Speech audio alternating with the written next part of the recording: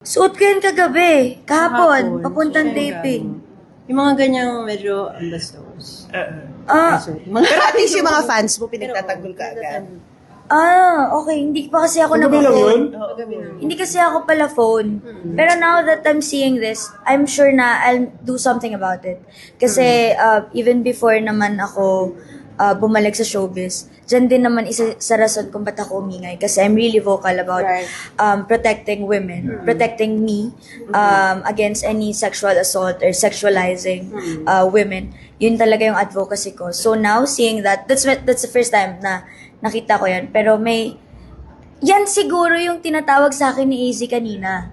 Hindi kasi ako nagpo-phone, low-bat yung phone ko, so 1% yung phone ko. Pero tumatawag si AZ, tapos nagte-text siya, sabi niya, love, nag-text ako. Tapos may sinesend siyang picture, low-bat ako, hindi ko nakita. Siguro yan yun. Pero now that I'm seeing it, hindi ko yan papalagpasin. Of course, hindi dapat nagiging entertainment yan in any forms. And at the same time, I hope the platform or the app should do something about this because it's not petty. It's not something na any woman or anyone, not just women, should experience on a daily basis. Also, sobrang nagulat ako kasi papunta lang ako ng trabaho niyan. And imagine kung gaano kahirap yung buhay ng isang babae. Nagtrabaho ka lang, may nagpa-picture lang sa'yo. You're just being kind. You're just being a human, a decent human being. And you'll get this in return.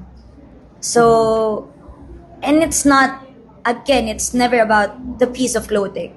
Nakapantrabaho ako.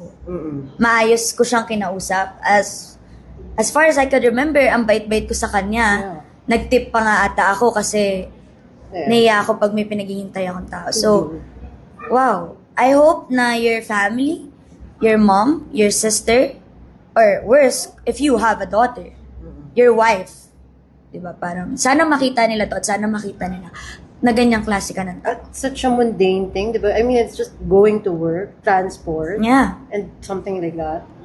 Maybe I'll do something about it. I'm sure I'm gonna do something about it.